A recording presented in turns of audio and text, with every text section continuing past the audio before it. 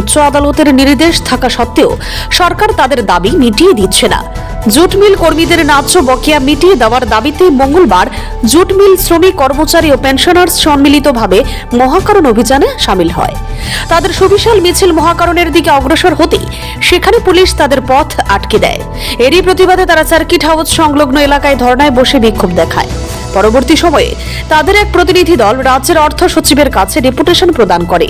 তাদের দাবিগুলো হলো, আদালতের নির্দেশ অনুযায়ী 1647 জন প্রাপক সকলের বকেয়া বেতন ভাতা, গ্র্যাচুইটি, লিভ স্যালারি সহ শতকরা 6% সুদ সমেত প্রাপ্য একত্রে মিটিয়ে দেওয়া হোক ইত্যাদি। তারা জানান, বেতন ভাতার দাবিতে ত্রিপুরার উচ্চ আদালতে মামলা দায়ের করা হলে আদালত জুট মিল শ্রমিক, কর্মচারী ও পেনশনার্সদের পক্ষে রায় দেয়, অথচ সরকার সেগুলি মিটিয়ে দিচ্ছে না।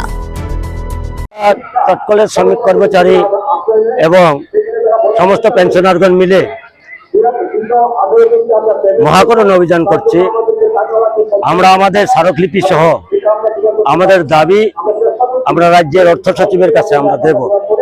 আমাদের দাবির মূল কথা হলো, ত্রিপুরা জুট মিলের 1647 জন শ্রমিক কর্মচারীর যে টাকা 250 কোটি টাকা একত্রে একযুগে আমাদেরকে বরাদ্দ করতে হবে এবং সুপ্রিম কোর্টের রায় অনুসারে আমাদের যে টাকা দেওয়ার কথা সেই অনুসারে আমাদের টাকাটা আমাদেরকে পাইয়ে দিতে হবে।